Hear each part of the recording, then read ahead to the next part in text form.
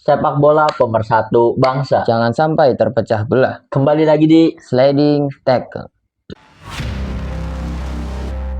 kabar baru dari Timnas Indonesia. John Herman ingin rekrut 2 pemain diaspora baru untuk Timnas Indonesia. Gimana nih, Sen? Nah, jadi kabarnya pemain diaspora incaran John Herman ini adalah pemain keturunan Indonesia yang sekarang bermain di Eropa ya.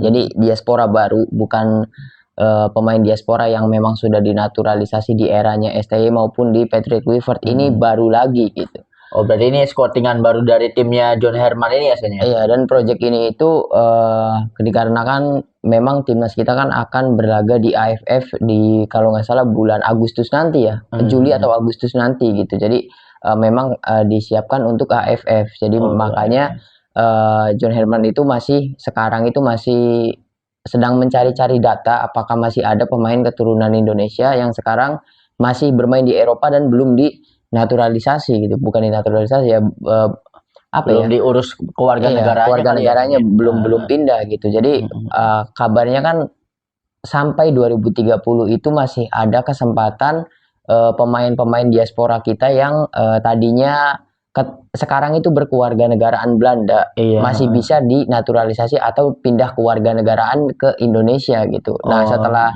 2030 nanti itu beda, nanti pemain keturunannya bukan dari Belanda lagi, melainkan dari Australia, karena memang jalurnya sudah putus. Karena kan kalau misalkan mau dinaturalisasi itu batasnya itu cuma sampai nenek ya, tidak sampai ke buyut gitu. Jadi kalau misalkan di 2030 banyaknya itu ada di Australia. Oh, berarti untuk pemain diaspora kita ya, yang masih bisa memilih keluarga negaraan pindah ke Indonesia ya, Sen? Iya, untuk apa ya, untuk umur atau usia yang pas sebagai pesepak bola gitu, dinaturalisasi yang umurnya itu masih 18-19 tahun. Sekarang di Belanda itu masih ada. Tadinya kan gue berpikir ngapain lagi-lagi nyari lagi terus apa gunanya pemain-pemain yang sudah dinaturalisasi sebelumnya gitu kan. Kalau misalkan dihitung dari eranya Sintayong, sebelum Sintayong lah kan memang dari dulu kan sudah ada naturalisasi, cuma untuk apa ya, pemain bola yang memiliki 2 keluarga negaraan, entah itu Belanda dan juga Indonesia. Yang pertama kan eranya kalau nggak salah itu Sandy Walsh dan juga Mark Klok pada saat itu ya, yang pertama. Nah, dihitung dari mereka sampai sekarang itu kalau misalkan dimasukin ke full squad timnas, dari starting 11 sampai bench 23 pemain itu bisa diisi semua oleh pemain diaspora tanpa adanya pemain lokal. Dalam artian ngapain ngambil yang lain lagi gitu. Iya, bener. Kayak kita juga kan sebagai supporter timnas bertanya-tanya ya, kenapa kok tidak memanfaatkan pemain diaspora yang sudah ada dan mengisi kekosongan dari itu dengan pemain-pemain lokal ya, Sen? Tapi mungkin dari John Herman sendiri punya planning sendiri ya, yang mungkin ibaratnya dia terus mengadakan scouting, mencari pemain diaspora yang bisa membela timnas Indonesia dengan catatan semakin banyak opsi, jadi nanti akan ada seleksi lagi gitu kan. Ibaratnya nanti yang main itu akan diambil dari terbaik dari yang terbaik, dan mungkin ini juga kan kita mengetahui bahwa mungkin saja ya pemain yang dimaksud sama John Herman ini kan secara usia mungkin masih muda. Sedangkan dari pemain diaspora sendiri kan pasti akan ada regenerasi dong, Sen. Karena mengingat beberapa pemain paling ya kayak seperti Bang J itu kan paling main cuman berapa tahun lagi gitu kan. Jadi harus ada tandemnya, harus ada yang menggantikan sosok mereka, dan itulah kenapa John Herman masih terus melakukan scouting pemain diaspora gitu. Iya, keinginan diaspora itu bukan dari John Herman ya, ini lebih ke PSSI-nya ya. Jadi kalau terus-terusan ada program seperti ini ya, banyak sekali yang sudah menebak jika masa depan pemain lokal kita itu sudah sangat susah untuk masuk ke timnas gitu, pemain yang benar-benar lokal ya. Kalau misalkan apa ya, dibilang pantas atau tidak pemain diaspora itu membela timnas ya pantas, karena mereka juga kan pemain Indonesia gitu, keturunan Indonesia. Dan juga kenapa John Herman ingin menarik 2 pemain lagi, jadi dia itu mencari pemain ini sebagai ganti dari beberapa pemain yang memang tidak bisa bergabung di TC Timnas nanti untuk AFF, karena kan FIFA Series juga bentrok dengan jadwal jadwal pemain yang berkompetisi di Eropa seperti Kevin Dix, Emil Laudero, Paes dan juga segala macam. Bahkan dua kiper andalan kita yang diaspora, Paes sama Kang Emil itu kan tidak bisa pulang sama sekali ya, dan John Herman itu kabarnya lebih memilih Teja Paku Alam karena memang dua kiper andalan sebelumnya timnas senior itu memang tidak bisa pulang gitu. Oh iya. Jadi gara-gara seperti pemain Kelvin Verdong juga, terus juga ada Hubner, itu kan benar-benar tidak bisa pulang. Makanya John Herman itu nyari pemain yang memang bisa memperkuat timnas gitu. Karena kan ada sekitar 6 pemain yang sekarang itu tidak bisa pulang sama sekali karena memang mereka jadi starter kan gitu. Oh, jadi mungkin alasannya karena memang sekarang kita juga udah mulai serius ngadepin AFF ya. Nggak kayak dulu, ibaratnya kan lebih ke pemain seadanya. Tapi untuk AFF kali ini kan kayak dari keputusan manajemen timnas sendiri, wah lebih dipentingin, diprioritasin gitu, sehingga skuadnya pun ikut diperbaiki gitu ya. Iya, mungkin gara-gara gengsi juga ya, gara-gara gengsi perlakuan ya dari sikap netizen Indonesia ketika di kualifikasi AFC kemarin ketika masih ditangani oleh Sintayong ya. Seperti yang kita tahu AFF kan itu hanya diikuti oleh negara-negara di ASEAN. Sedangkan ketika timnas dipegang oleh Sintayong, netizen Indonesia kan menyebut level kita sudah bukan di ASEAN gitu. Dan kemudian ketika kita main malah kalah kan malu sendiri gitu. Dari PSSI-nya juga malu. Makanya kan ini lebih ke gengsi menurut gue. Jadi ikut AFF itu lebih ke gengsi ya. Walaupun menang tidaknya di AFF itu tidak berpengaruh di ranking FIFA karena memang AFF itu turnamen yang tidak terdaftar atau tidak resmi oleh FIFA gitu. Cuma kembali lagi, gue berpikir tadinya AFC itu nggak apa-apa lah dominan untuk pemain-pemain diaspora, bahkan full squad itu pemain diaspora semua. Gue berpikir kan pemain lokal kan masih banyak bertanya ini gimana nasibnya pemain lokal. Gue berpikir AFF sama SEA Games itu bisa jadi wadah untuk pemain lokal gitu. Harusnya. Dan ternyata ketika banyak sekali pemain diaspora yang tidak bisa pulang tes timnas untuk AFF, tetap John Herman masih bahkan ini permintaan dari PSSI sendiri kan. Dan John Herman itu ya udah kalau masih ada yang bisa dipanggil ya udah panggil aja, dan juga dia dinaturalisasi segera dan juga langsung bergabung dengan TC Timnas gitu. Dan artinya yang tadinya gue berpikir itu AFF dan SEA Games menjadi wadah untuk pemain lokal ya sekarang malah susah sama sekali. Iya, ibaratnya karena standarnya udah memang standar pemain diaspora ya sih untuk timnas sendiri ya. Iya ya mungkin ya karena gengsi tadi ya, karena memang kita juga ya jujur tidak mau kalah di AFF walaupun memang itu bukan resmi, tapi kan tetap saja bagi timnas itu SEA Games laga persahabatan juga itu benar-benar bergengsi lah bagi netizen-netizen Indonesia atau pencinta sepak bola Indonesia. Apalagi kan kita jarang menjuarai ya timnas Indonesia itu kan jarang sekali menjuarai turnamen gitu. Jangankan AFC ya, ke AFC itu sulit banget masuk semifinal gitu. Di AFF juga ya kita lihat 10 tahun terakhir kayak pernah juara. Yang juara kan itu U19 bukan senior kan. Bukan senior. Nah, ibaratnya kalau dengan keputusan ini terus di edisi AFF mendatang Indonesia bisa keluar dari pemenang, apalagi dengan hasil yang cukup lumayan bantai-bantai lah ya. Berarti keputusan ini termasuk bagus ya Senya untuk kesehatan timnas Indonesia sendiri ya. Iya, cuma takutnya gitu ketika regenerasinya terputus, Indonesia harus memakai pemain lokal dan langsung jomplang. Takutnya walaupun memang diaspora itu nggak akan terputus ya. Indonesia itu seperti ini keturunan Genghis kan ada di mana-mana. Ada di mana-mana. Kemarin masalah WNI Indonesia yang mendapatkan di beasiswa LPDP ya yang di Inggris, itu anaknya kan sekarang paspornya Inggris. Itu bisa dinaturalisasi kalau udah gede karena memang ada keturunan Indonesia gitu. Punya hak. Sedangkan warga yang Indonesia yang seperti itu tidak hanya di Inggris gitu, banyak di seluruh dunia banyak gitu. Kalau mau scouting pasti banyak pasti ketemu, pasti ketemu adalah gitu. Kalau mau nyari warga Indonesia ya di Belanda juga masih ada gitu kan. Kalau sekarang itu kan banyak pemain Belanda itu ya karena kakek dan juga nenek mereka dulu memang penjajah ya ke Belanda, ketemu di Belanda. Kalau sekarang kan banyak juga kan mahasiswi kita yang ada di Belanda gitu, yang mungkin lebih betah di sana, kemudian nikah sama orang sana gitu. Jadi kemungkinan diaspora itu masih banyak banget gitu. Kalau sekarang lebih ke ini ya, diasporanya itu dari WNI dulu ya. Diaspora itu kan WNI yang menikah dengan warga lokal, itu kan jadi diaspora. Jadi kan jalur WNI kalau sekarang ya. Nah, tapi kalau ngomong-ngomong ketakutannya itu kan putusnya regenerasi nih, Sen. Karena memang squad senior itu kan pengen hasilnya yang dari proses instan itu ya, ngambil-ngambil dari diaspora. Nah, kalau untuk ketakutan regenerasi sendiri, mungkin ini tugasnya coach-coach yang melatih timnas usia ya. Ibaratnya kan yang penting kuatin dulu timnas usianya. Itu kan dari situ juga kan lahir bibit-bibit pemain hebat juga yang akan diorbitkan ke timnas senior. Iya, ya itu juga bisa, tapi lebih baik menurut gua ini bukan hanya tugas untuk coach yang apa ya, melatih timnas underage atau timnas muda gitu. Ini juga tugasnya dari seluruh ya intinya PSSI lah PSSI gitu. harusnya. Jadi sekarang supaya pemain lokal kita itu kualitasnya tidak jomplang dengan pemain-pemain diaspora yang akan datang nanti, fokuskan pemain muda kita itu sebisa mungkin harus ketika memiliki karir senior diorbitkan ke Eropa atau ke tingkat Asia gitu. Iya betul. Mainnya langsung ke sana, jangan prioritaskan ke BRI Super League.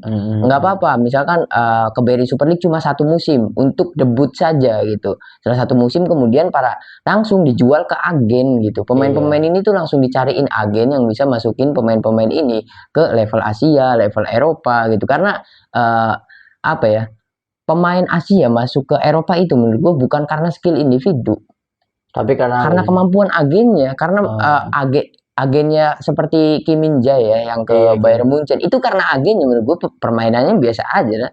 Sama Rizky Ridho sama lah. Iya, ibaratnya benar-benar sih nggak terlalu yang hebat-hebat banget ya. Iya, kan banyak sekali kan. Kenapa ada kata-kata mediocre?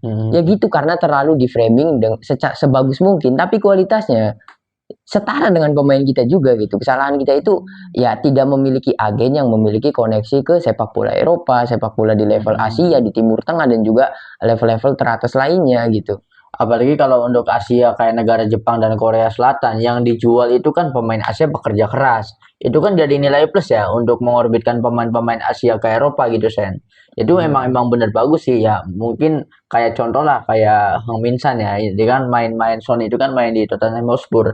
Tapi kan emang bener kalau secara kualitas ya dia bukan kualitas dunia kan. Tapi kalau dari agennya itu bagus ya bisa kalau diterima. Hamilton kan enggak ya, karena memang orang tua dan dia juga kan dari kecil lahirnya di Inggris, hidupnya kan di sana gitu kan. Banyak sekali pemain yang dulu itu sempat ada kan Manchester United ngadain, jadi Manchester United itu memiliki satu agen yang khusus mencari pemain-pemain Asia. Makanya mereka dapat Park Ji-sung, setelah itu bisa koneksi ke siapa Shinji Kagawa, dan juga sekarang udah nggak ada kan.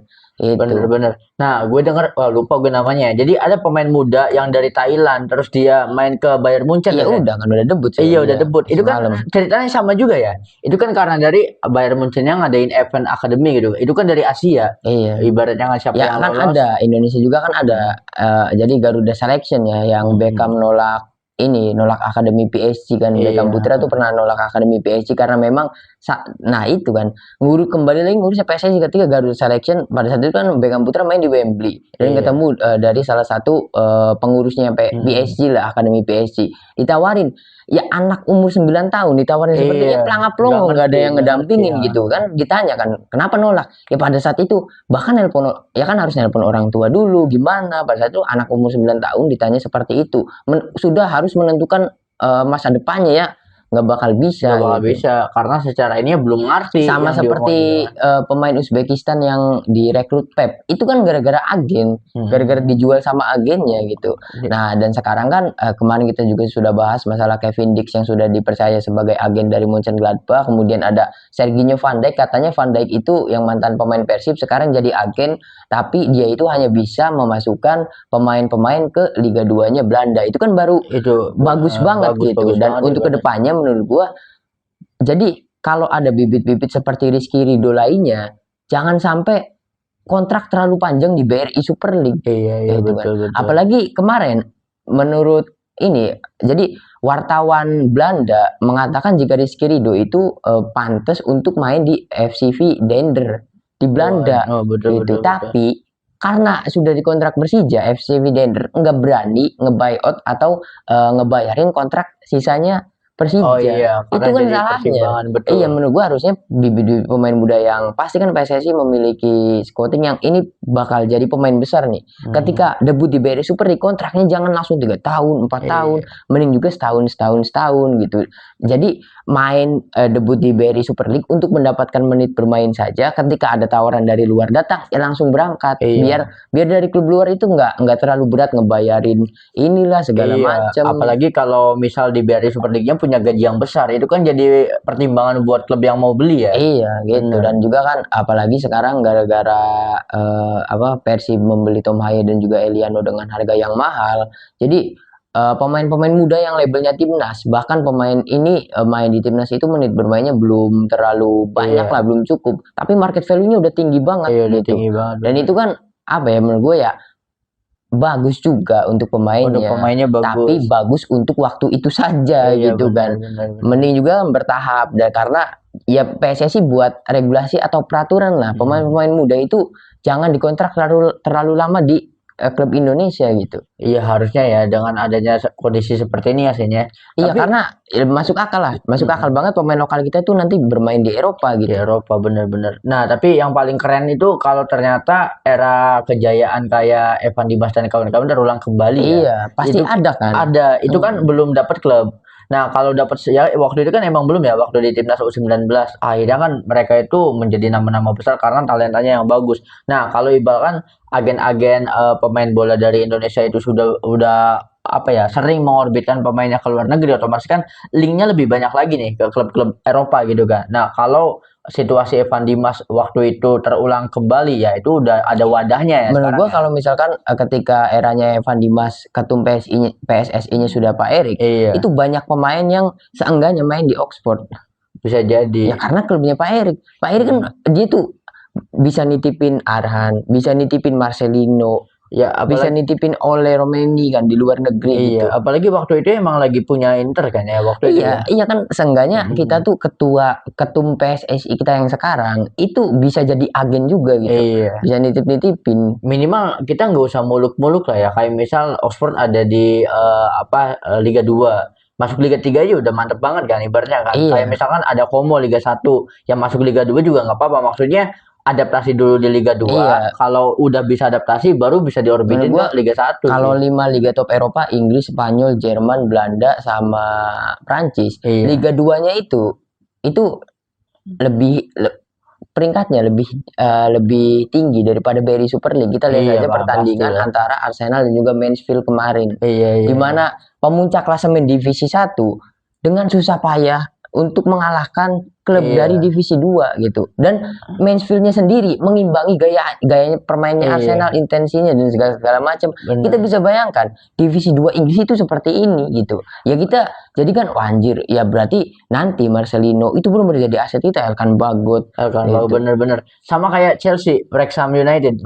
Iya, itu di highlightnya pemainnya gendut-gendut Sunday League ya kan ibaratnya kan Sunday League aja dan juga bisa. kan banyak kan pemain di divisi 2 Inggris kan kebanyakan aslinya mereka pekerjaan utamanya dokter, karena ya Jamie Vardy aja kan dulu dia pegawai restoran kan, ketika masih sudah debut di Sunday League-nya gitu kan. Bahkan ada, gue lupa nama timnya yang katanya mereka harus cuti dulu, yang ada dokter gigi dan juga segala macam, rela nggak dibayar untuk ikut FA Cup kan gitu. Iya bener kayak bener kayak klub-klub yang main di Champion juga yang karena kurang pemain jadi siapa aja yang biasa main bola direkrut kan. Yang ketemu bayar di pantai itu masalah bukan Champions League, apa tuh? Club World Cup kemarin. Club World Cup kemarin. Iya, gue lupa Club World Cup kemarin kan, mereka tuh nggak apa-apa nggak dibayar, yang penting ngebela Club World Cup ini katanya. Iya, yang dicari itu justru orang-orang yang biasa main di lapangan, bukan atlet ibaratnya. Iya, dan juga kan bermain di Eropa ya khususnya kan itu bisa menaikkan stamina, seperti cerita-cerita pemain bola kita yang pernah memang debutnya di sana, seperti Alvin Tua Salamoni itu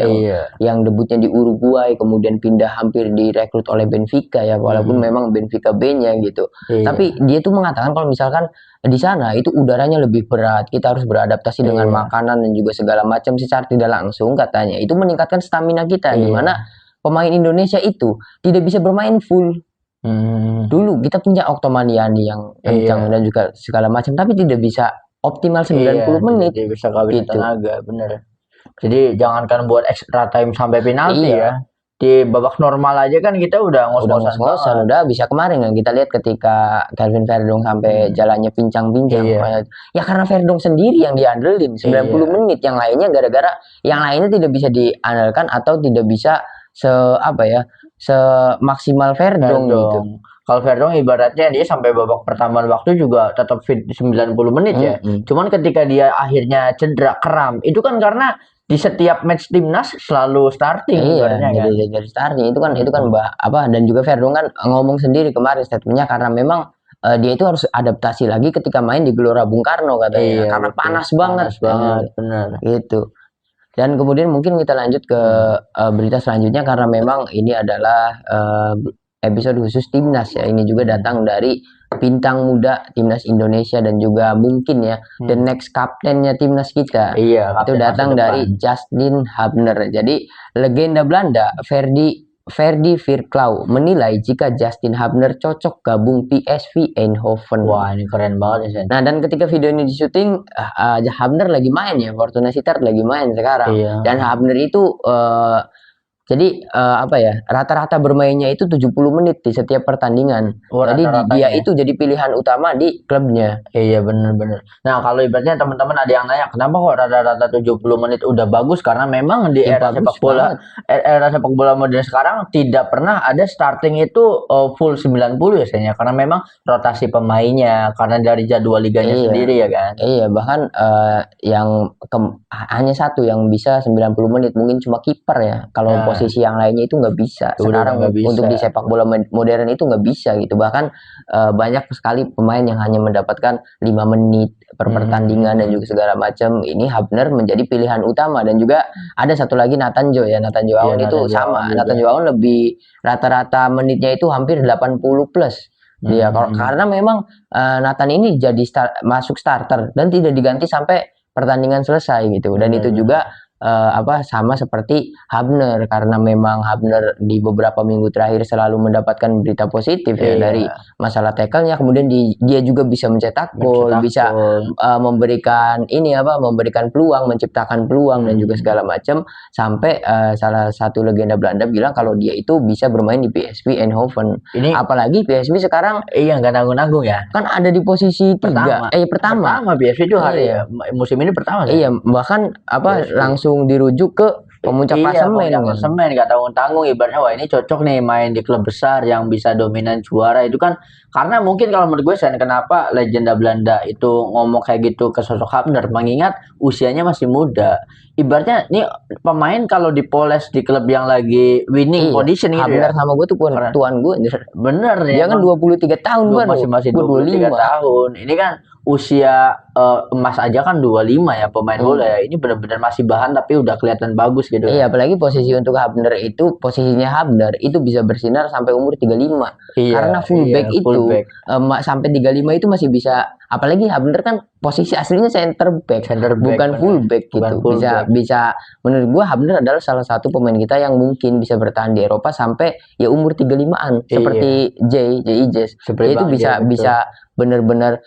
Jadi untuk karir yang sekarang Hubner itu berada di fase yang pas. Di usia mudanya dia main di Fortuna Sittard, ketika di usia prime-nya baru ke klub gede. Iya benar-benar. Di usia prime-nya kan kita bisa katakan di usia 25 atau 27 gitu kan. Beda sama Bang J itu kan justru ketika usianya udah lewat dari masa kemasan baru ke Serie A kan.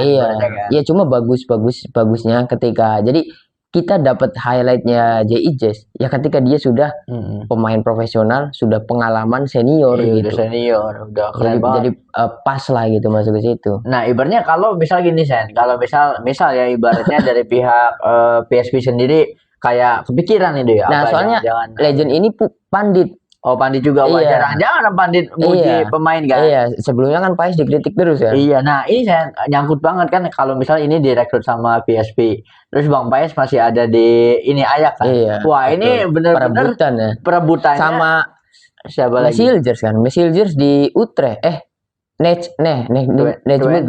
Iya, Twente kan posisi kelima. Iya, kelima. Ya maksudnya pemain diaspora kita itu ya berebut gelar gitu kan ibaratnya. Berebut gelarnya gelar era divisi. Apalagi kalau misal Ajax sama PSV musim depan kan Liga Champion. Kalau misal musim depannya dia Hubner direkrut sama PSV, wah ini jadi pemain Indonesia pertama yang main di Liga Champion ya. Iya, sama Pais kan. Sama Mesilgers soalnya udah sembuh. Twente kan lagi berebut posisi 4 nih sama Nen. Iya, benar-benar gitu. Kalau misalkan memang jadi gitu direkrut PSV, otomatis PSV mah kan poinnya juga udah aman. Kalau itu udah aman. Pasti juara. Karena nggak bisa dikejar juga. Hamner main di Champion. Kemudian Ajax mau tidak mau Ajax itu harus ada di zona Liga Champion ya. Iya, apalagi sekarang ada Ajax di 3 tuh kan. lagi rebutan kan poinnya mepet banget sama Twente. Itu 3 ada Bang Pais yang itu dan kemudian ada Mesilje. Semoga Mesilje juga tetap bisa tetap bisa lanjut kontraknya sama Twente gitu. Iya, Karena Twente ya mau tidak mau jika pun Twente tidak bermain di Champions kan main di Europa League. Europa League masih Gitu. keren juga kan, mantep banget ya. Apalagi Verdong juga sama kan. Wah, Verdong bener. Verdong soalnya Lille tuh ada di posisi 5 sekarang di klasemen. Iya. Walaupun nanti ya yang kita harapkan kan juara Europa League. Tapi kalau nggak juara juga kayaknya Lille itu masuk ke zona Liga Champions. Iya, di klasemen liganya sendiri ya. Iya, bayangkan ya. Dulu kan kita lihat Liga Champions kalau yang mainnya Lyon, Marseille gitu. Males kan nonton. Males. Sekarang anjir yang main Lille ada Verdong, yang main Ajax ada Pais, yang main PSV ada Hamner, lebih ditonton. Terus trennya ganti Sen. Kalau dulu musim ini lu champion jagoin siapa? Iya. Barcelona, Madrid. Iya. Sekarang mah yang ada timnasnya ya. Iya, yang ada kan? pemain kita. Cuma Ajax, cuma ini. Wah, kita baru nanti netizen itu bisa sombong lagi ke tetangga-tetangga anjir. Iya, ya netizen kita meninggalkan Lille lah. Iya, benar-benar. Iyalah, ya kita udah hijrah lah, beda. Iya, udah beda. Kita nggak relate sama perdebatan di ASEAN. Iya, sudah nggak relate gitu karena pemain kita nggak ada yang di ASEAN. Kan sudah tidak ada yang di ASEAN kan. Kecuali ya Asnawi di Korea, Saint Patinama udah pulang ke Indonesia kan, udah nggak di Thailand. Iya, paling Sandy Walsh. Sandy Walsh juga kan terancam keluar dari Buriram karena regulasi Buriram itu kan sekarang tidak boleh ada pemain lain Asia yang main di Thai League sekarang. Jadi Sandy Walsh itu antara mau pulang Indonesia dia kayaknya untuk musim depan karena memang regulasi dari Thai League-nya kalau jadi ya itu ya. Semoga saja sih, gue mah berharap ke Bang Sandy Walsh itu Persik atau Persebaya sih kalau kan dia pernah ditanya kan kayaknya Persebaya. Iya, kayaknya memang neneknya tuh minta baliknya ke Persebaya. Kan itu juga kan katanya kan dalam suatu wacana dia senang, ibaratnya kan ada wasiat juga kan dari sini kan. Nanti suatu saat kamu bisa bermain untuk Indonesia dan bermain di Liga Indonesia juga. Wah, ini keren banget sih kabar-kabar seperti ini biasanya, apalagi kayak mengingat Bang Pais juga kan ternyata di starter. Yang awalnya dari lapis 2 sekarang jadi starter. Cuma tapi walaupun kemarin kalah ya. Tapi kalau menurut gue mah gini Sen, ibaratnya kalau Bang Pais itu ya dia udah bagus, cuman ayaknya aja yang lagi under ibaratnya kan. Ibaratnya emang bener orang yang benar di waktu yang kurang tepat aja kalau Bang Pais itu kan ngomong para pemain itu seperti tidak bermain untuk klub katanya. Iya, ibaratnya kan ketika kita nonton 90 menit juga kurang greget gitu kan. Ya untung segitunya Ayak tuh pinter datangin Martin Paes, kalau kipernya bukan performanya kayak Bang Pais ya udah lebih parah lagi. Terdegradasi kayaknya Ayak. Tapi ya seperti itu, seperti yang kita tahu Ayak itu satu musim under, pemain akademinya muncul lagi langsung mendominasi lagi. Itu juga takutnya ketika tim ini direkonstruksi oleh pelatih baru, takutnya Bang Pais nanti tidak dimainkan, takutnya. Semoga saja sih tetap dimainkan ya. Tetap dimainkan. Pastinya untuk musim kayaknya Ajax itu tidak akan merombak skuadnya di musim ini, mungkin di musim depan karena di musim ini tuh udah kagok ya karena bentar lagi udah selesai dan mereka tidak ada harapan juara gitu. Paling juga ya untuk sekarang fokusnya Ajax kan bertahan untuk di zona Liga Champions. Sekarang. Tapi kalau untuk pemain diaspora sendiri kalau menurut gue mah semua itu performanya bagus ya. Meskipun Kang Emil juga kalah dan bahkan sekarang ada di zona degradasi, tapi untuk performa individu mereka itu bagus ya. Jadi ibaratnya kalau tidak ada kemungkinan nggak dimainin ya. Kalaupun ia memang tidak masuk skema pelatih baru klubnya, paling jadi rebutan klub-klub yang lain. Ibaratnya kan ada chance untuk pindah bahkan J.I.J mah kan udah dipastikan musim depan harus mencari klub baru kan dari Sassuolo-nya kan. Udah diputuskan kalau misalkan J.I.J itu bukan project Sassuolo untuk next season katanya. Iya ya, semoga saja masih bertahan di Serie A lah. Kalau misalkan untuk Emil Laudero itu kan banyak sekali berita yang mengatakan jika dia akan ke Juventus. Pulang ke Juventus ya. Bukan pulang ke Inter, pulang ke Juventus. Pulangnya ke Juve karena memang catatannya aja kan melebihi De Gea ibaratnya kan. Ya, karena memang akademinya juga kan di Juventus bukan di Inter Milan kan. Di Inter. Itu kalau Kang Emil kan. Tapi karena dia waktu latihan kan bareng sama Buffon kan. Iya waktu itu ya bahkan ya ikut mengangkat trofi meskipun dari bench ya waktu itu kan. Bener ibaratnya untuk Kang Emil. Tapi kalau untuk Bang J ya kita doain yang terbaik aja sih ya. Kalaupun memang harus balik ke BRI Super League ya tidak bisa disalahkan. Iya karena memang secara usia benar. Jadi sudah sangat susah lah untuk berkompetitif di Serie A gitu. Nah ibaratnya, tapi gue sih berharapnya kalau ke BRI, gue pengennya ke Persija kalau untuk ini.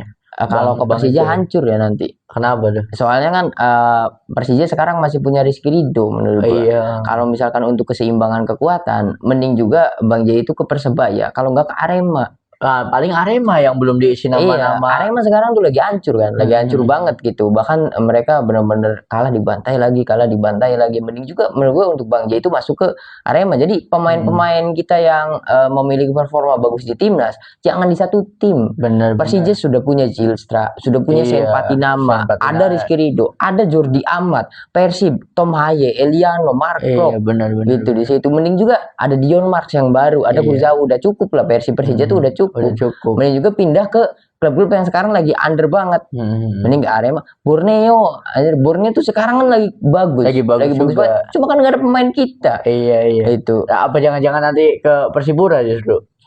Kita Persipura kemarin kalah sih. Kalau misalnya nggak kalah mereka masih tetap di klasemen pertama ya. Iya. Persipura tapi kan ada chance ya untuk masih kayaknya satu. Apalagi kan Persipura itu benar-benar didoain langsung sama Haji Umu ya untuk langsung promosi gitu, untuk supaya segera promosi. Bahkan katanya Persib itu akan membantu ya mungkin secara finansial dan apapun jika Persipura membutuhkan katanya. Karena Persipura Sriwijaya juga harusnya pulang langsung balik ke divisi utama. Ini malah ke divisi 3 kalau untuk Sriwijaya. Memang ya itu harus internalnya dulu yang dibenerin ya. Kita nggak bisa berharap pemain yang bisa merubah Sriwijaya, tapi internal manajemennya dulu yang bisa merubah Sriwijaya. Tapi kalau dari sisi keuangan sih, kalau misalnya Bang J pulang ya, yang kuat yang kuat nampung Bang J itu Bali ya, Bali United. Dari segi keuangannya pasti Bang J itu kan market value pemain timnas kita termahal sekarang kan. Bener. Melebihi Paes dan juga Kang Emil untuk market value-nya. Nah, mungkin rekrutan Bang J itu fokusnya untuk ACL ya kan, ibaratnya kan. Ibaratnya kan. Bali mungkin enggak sih kalau musim depan kalau ACL Elite kan ada Dewa. Iya. Ya mungkin antara menurut gua kalau Bang Paes pulang tuh mending juga ke klub-klub yang memiliki ini ya, yang menjalani kompetisi Asia seperti kalau Persib kan AFC dan juga nanti di keduanya entah Borneo entah Persija. Tapi ada AFC Elite kan, ada Dewa yang masih bermain di situ gitu. Mending juga pulang ke klub-klub yang memang bermain di Asia gitu. Iya, yang proper lah ya buat karena Bang Ji juga pasti pilih-pilih kan, nggak mungkin asal klub doang. Ya kayak Tom Haye kan. Alasan ke Persib karena Persib main di AFC. Iya benar. Itu Tom Haye, Eliano itu milih kan tadinya kan Persija yang mepet terus karena Persija nggak bermain di AFC, Tom Haye lebih milih Persib. Sama Eliano, Dion Mark itu karena Kurzawa juga kan karena Persib bermain di AFC jadi mau gitu.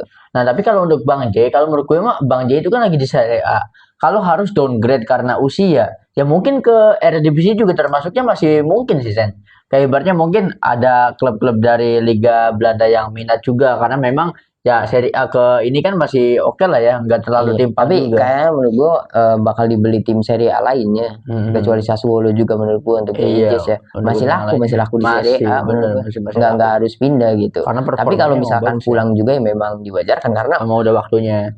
Pemain-pemain Eropanya sendiri bisa sustain sampai umur 30 plus masih bermain di divisi utama itu susah banget. Susah banget ya, kita bisa lihat Filipe Coutinho ibaratnya belum umur 35 aja udah nggak punya passion main bola kan. Saking karena ini pressure-nya gede banget kayak di Eropa banget gitu, apalagi benar-benar stabil dan juga terus main di divisi utama gitu, walaupun memang di usia tuanya baru naik ke divisi utama kan ke Serie A. Bahkan ibaratnya sekelas Memphis Depay aja main di Liga Brazil, ibaratnya itu kan bukan top Liga 5 Eropa kan ibaratnya. Bahkan sekarang Depay itu lagi di Uber sama Sao Paulo ya, Depay itu ya lagi diuber-uber kan, dia kan enggak bayar tagihan hotel kan.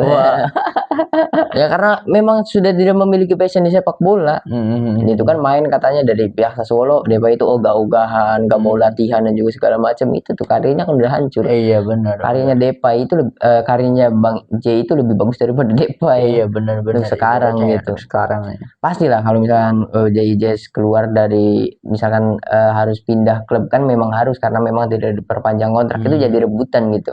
Ya klub-klub lain juga sudah ngerti lah kalau sekarang itu kan dari segi sosial media itu benar-benar bisa secara tidak langsung menaikkan pendapatan dari klub itu sendiri gitu ya, seperti Mönchengladbach gitu. Salah satu alasannya tetap memperpanjang langsung kontrak Kevin Dijk sampai 2030 karena dia itu mendatangkan engagement yang tinggi gitu. Benar-benar ibaratnya ya.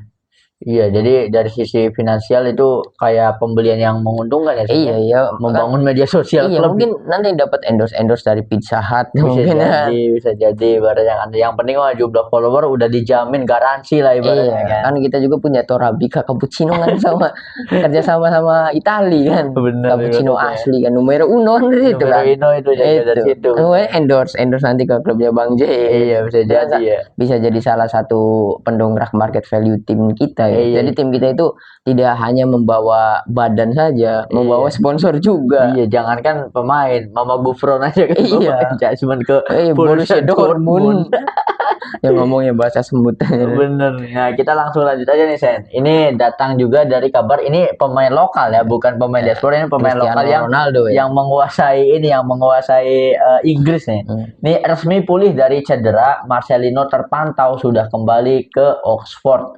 Nah, ini gimana nih, Sen? Ini adalah kabar yang sangat menggembirakan. Mm-mm. Sebelumnya kan ada kabar oleh Romani ya yang tidak disebutkan oleh pelatihnya Oxford. Oh Bahkan tidak iya. disebutkan sama sekali masuk skuad. Waduh, Tapi bahaya. sudah dikonfirmasi karena dia lupa katanya pelatihnya. Wah, Ya berarti kan sudah tidak ada di dalam otak Iya, pelatih iya, gitu iya. nama oleh Romani. Sementara dari Marcek sekarang sudah pulih dari cederanya. Jadi kan sempat ketika Marcelino itu tidak dimainkan karena cedera, banyak sekali netizen yang nyinyir ya. Iya. Cuma katanya cuma sakit segitu doang, dianggap cedera Iya. parah dan juga segala macam. Marcelino itu langsung membalas, kalau memang cedera saya itu hanya cedera yang tidak parah, saya pasti akan paksakan untuk bermain. Iya, benar. Maaf saja karena sekarang saya cedera katanya, dan sekarang dia membuktikan udah comeback, bahkan udah ikut latihan.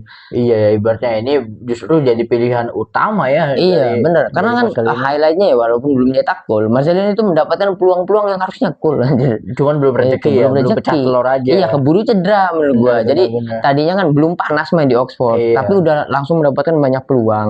Nah, ketika harusnya udah matang, keburu cedera. Wah, ini harusnya semoga aja comeback stronger ya dari ini doang ya, apa? Iya, dari Marcelino. Marcelino ya. Semoga saja benar-benar bisa jadi pilihan utama lagi di Oxford gitu. Apalagi menurut gua sama sih hampir di semua 5 liga top Eropa ya. Jadi di liga-liga divisi utama di 5 liga top Eropa mah pemain yang tadinya berkarir di divisi 2 itu memiliki apa ya, kesempatan yang lebih besar untuk naik ke divisi utama Iya, gitu. benar-benar. Karena pasti di Liga Inggris banyak sekali di setiap season baru pasti ada pemain divisi 2 yang tiba-tiba main di Brighton, main di Burnley gitu. Main di West Ham ibaratnya. Iya, langsung naik gitu. Langsung naik. Yang penting performanya bagus biasanya. Iya ya, sama seperti Bang J ya, dari divisi 2 langsung ke Serie A kan gitu. Ya semoga saja sih untuk Marcelino, harapan gue sih kalau misalnya Marcelino bisa comeback gitu. Ini keren banget dan intinya jadi pilihan utama dan dapat menit bermain aja. Iya, udah keren banget. Iya, ya kita tunggu saja untuk musim depan, pasti Justin Hamner sama Nathan Joaon itu pasti mendapatkan klub di divisi utama menurut gua, karena memang mereka jadi pilihan utama di klubnya masing-masing gitu kan. Iya, menit bermain cukup, usia masih muda, bisa main di divisi utama. Kalau Marcelino melakukan hal yang sama menjadi pilihan utama di Oxford gitu, mungkin dia juga bisa pindah. Ya, jangan pulang dulu lah untuk Marcelino. Jangan ibaratnya, karena gue sendiri sih melihat Marcelino kayak peran kalau di permainan kayak bagusnya di mana Marcelino gitu kan. Tapi Marcelino adalah sosok yang dikagumi sama STY, dikagumi emang sama menurut gua, coach apa segala kalau macam. Marcelino itu bagus ketika timnas di tangan STY ya. Mainnya bagus karena kan dia diposisikan sebagai nomor 10 ya, di gelandang serang gitu. Bedanya kan ketika di akhir-akhir masanya STY itu Marcelino lebih dimainkan sayap, kurang cocok kan pada saat itu. Menurut gua kalau misalkan dimainkan sebagai gelandang serang, Marcelino itu keren banget. Potensinya ada ya, karena Ada. diakui sama coach-coach. Kita Iya. kan ibaratnya penilaian player yang paling lebih paham ya coach sendiri ya. Iya, dan juga gue sebagai orang yang nonton bola dari timnas itu, tendangannya itu masih tipe tendangan jumpa fans, Iya, kata Coach benar. Justin, makan tendangan dari atas langit dan juga segala Gol-gol macam. atas langit ya. Gue tuh ngerasain perubahan timnas itu ketika ngelihat Marcelino, pemain lokal dengan kualitas passing yang seperti pemain profesional di liga-liga Eropa. Passingnya tuh bagus, kontrol bolanya bagus, tidak seperti pemain-pemain kita dulu yang dimana kontrol langsung panik, harus ngoper Iya. kemana dan ujung-ujungnya ngebuang bola keluar lapangan. Benar. Marcelino itu bukan pemain seperti itu, dan itu adalah itu menandakan jika pemain lokal itu bisa bersaing gitu. Iya, bisa. Karena adanya Marcelino dan juga Rizky Ridho. Bener ya. Apalagi kalau kita ngomongin Marcelino, ada kabar baik juga bahwa Elkan Bagot kan kembali dipanggil juga Sen. Iya, Sama timnas ya, iya. Elkan Bagot ya. Wah, ini keren banget Iya, sih. apalagi Elkan Bagot sekarang lebih dijadiin starter di Ipswich Town ya. Jadi dia itu sering dimainkan sebagai starter, tidak sebagai pengganti, bahkan kan seringnya kan tidak dimainkan sama sekali. Iya. Tapi sekarang itu sudah dimainkan sebagai starter terus katanya. Dan ya kabar baiknya tadi dia sudah mau untuk membela timnas balik lagi. setelah sebelumnya ada drama lah. Gitu. Dengan SCY. Ibaratnya nggak kebayang kalau Elkan Bagot main bareng sama Justin Hubner, terus John Herman pakai taktiknya Arsenal buat crossing. Wah, ini bakal keren banget, pemainnya tinggi-tinggi ya kan. Iya, pemainnya tinggi-tinggi. Bener, emang mantap. Ya kalau kan aslinya sebelum Arsenal itu nyontek STY ya. Iya, kayaknya ya. Lemparan ke dalam langsung masuk ke kotak penalti itu kan STY duluan, terus ditiru oleh klub-klub Inggris. Iya, bener, banyak klub Inggris. Dan sekarang kita punya Hubner, punya Elkan Bagot, punya Jai Ijes, punya Rizky Ridho. Dari fisik sudah pasti menang karena mereka tinggi-tinggi banget kan. Iya, tinggi-tinggi banget. Iya, makanya kita sudah bukan level ASEAN. Jadi kalau misalnya main AFF, ada Jai Ijes, ada Elkan Bagot, Rizky Ridho, Justin Hubner, mandan crossing aja gol terus.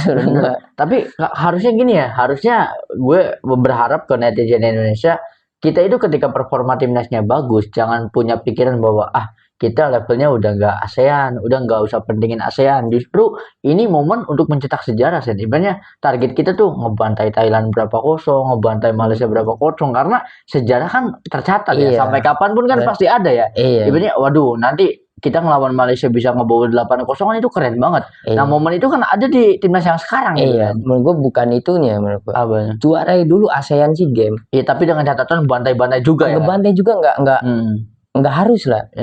Kenapa harus menjuarai AFF SEA Games? Supaya ada mental juara. Oh, bener, karena udah terbiasa juara. Sudah biasa. Jadi ketika main, gua mah karena biasa angkat piala, harus angkat piala gitu. Bener. Dan pasti muncul, masa AFF mulu, AFC juga harus dong. Iya, kan jadi meningkat ya. Iya, mentalnya gitu. Bener-bener, jangan disepelekan. Jangan langsung skip. Kalau naik tangga itu AFF di skip langsung ke AFC itu kan. Itu kan orang-orang yang tidak pernah naik tangga aja, langsung naik lift gitu.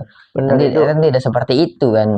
Bener, ibaratnya ini udah kayak Naruto tuh yang jadi Hokage, nggak harus jadi Chunin dulu, harus jadi Chunin. Iya kan, Naruto yang nyelamatin dunia aja nggak bisa kan. Suruh belajar Naruto setahun suruh belajar dulu jadi Chunin kan. Bener jadi Chunin itu juga nggak sanggup kan ibaratnya, karena privilege emang ninja terkuat aja kan. Nah, timnasnya jangan belum siapa-siapa ya. Iya, belum siapa-siapa ya. Ya kemarin juga kita sudah bukan level ASEAN, U23 kalah lawan Thailand. Kalahnya lawan ini aja, Kamboja tuh, Timor Leste ya, yang keteteran lumayan keteteran setiap game. Padahal ada Jendra Evans, ada ini juga Struik juga secara kualitas, karena gini ya, ketika kita ngomong timnas Indonesia sudah berkembang, ya tetangga juga udah pada berkembang kan ibaratnya kan. Apalagi obsesinya Vietnam yang pengen bangun stadion terbesar sedunia itu kan. Itu kalau terrealisasi bisa jadi kiblat sepak bola Asia Tenggara ya kan ibaratnya kan. Kita jangan terlena gitu kan. Kita juga harus tetap catch up sama tetangga-tetangga karena dari liga sendiri Malaysia udah jauh lebih bagus dari kita bertahun-tahun ibaratnya kan. Jadi jangan terlalu cukup puas, ibaratnya kita harus fokus ke hal-hal yang harus dibangun dulu gitu kan.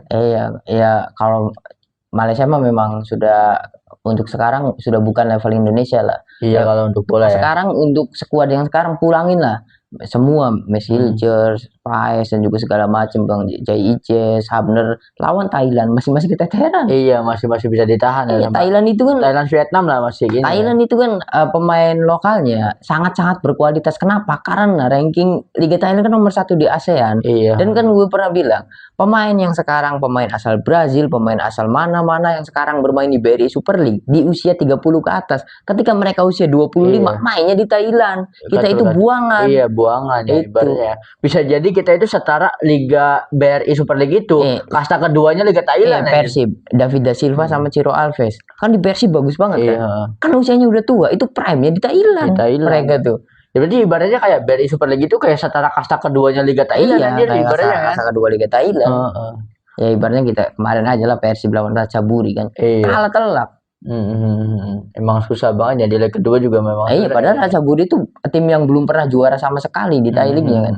dia itu cuma ranking 2, 3 gitu. Tapi ibaratnya gambarannya segitu besar ya. Segitu besar. Gapnya itu kan sama klub-klub dari Indonesia itu kan. Iya, ya kita tunggu saja lah perkembangannya, karena di bulan-bulan ini tuh tren positif dari pemain-pemain timnas ya. Walaupun ada sih berita negatif ya, sekarang Emiliano Jonathan cedera parah ya setelah di sliding oleh salah satu pemain, mana gue lupa. Itu kan itu sampai ngejerit nangis kan. Iya, itu kan ankle-nya juga ya ibaratnya. Iya, dan juga ketika ditandu itu kan nangis dan benar-benar katanya ngejeritnya itu sampai kedengeran di kamera katanya. Dan kayaknya cedera parah katanya. Wah, semoga saja nggak sampai terjadi hal-hal yang lebih buruk ya Sanya. Iya, dan juga kan yang nyeledingnya itu Instagramnya sudah diserang nggak boleh oleh netizen Indonesia ya. Berani back up-nya Indonesia. Noraknya yang boleh Indonesia. Kalau sepak bola wajar cedera seperti itu gitu. Jangan kok salahnya itu komennya pakai bahasa Indonesia yang nggak ngerti kan. Jadi kelihatan norak itu orang Indonesia tuh. Masa komennya kami tunggu di GPK, kami tunggu Jakarta, belum tentu dia main ke sini anjir. Belum tentu dia ngerti lu ngomong apa ibaratnya kan. Tapi kan Indonesia pernah menang masalah bahasa kan ketika debat sama Vietnam. Ngomong apa sih Mi? Kan tulisan Vietnam kayak mie dikasih tinta di kayak gini. Kayak mie rebus kering tuh dikasih tinta, pulpen di kayak gini. Tulisannya kan kayak mie. Gitu kan. Nguyen ya. Iya. Kalau ini tuh aduh parah banget ya maksudnya kalau misalkan mau komen kritis ya bahasa Inggris lah minimal biar nggak malu-maluin aja. Berarti ibaratnya jangankan pemain lokal yang harus bisa bahasa Inggris, netizennya juga harus bisa bahasa Inggris ya. Juga harus bisa bahasa Inggris. Menuju Indonesia emas ini kita minimal bisa lah bahasa Inggris ngerti gitu kan. Takutnya pemain yang mencederai Emiliano Jonathan ini buka Instagram gue rame buka. Dia sangka pujian. Tahunya tuh apa wah gue dipuji gitu. Langsung bikin sorry. Bener. Itu malah jadi berkah ya. Jangan nanti ditiru sama pemain lain. Biar dapat endorse. Wah, gue tadi ngeleding pemain Indonesia langsung rame. Langsung dapat ini apa? Endorse dari Salon Pas, dari Hot in Cream. Aduh, ada yang mau dibahas lagi nggak? Mungkin sudah ya. Nah, untuk episode kali ini kita khusus membahas timnas dan juga pemain timnas kita ya. Baik itu yang main di Liga BRI Super League maupun yang ada di Liga Top 5 Eropa biasanya. So, buat teman-teman kalau kalian punya argumen, punya pendapat atau mau debatin opini kita, teman-teman bisa drop di kolom komentar. Thank you banget yang udah nonton episode kali ini sampai habis. Jangan lupa buat komen, like, share dan juga subscribe tentunya. Sampai jumpa di episode selanjutnya.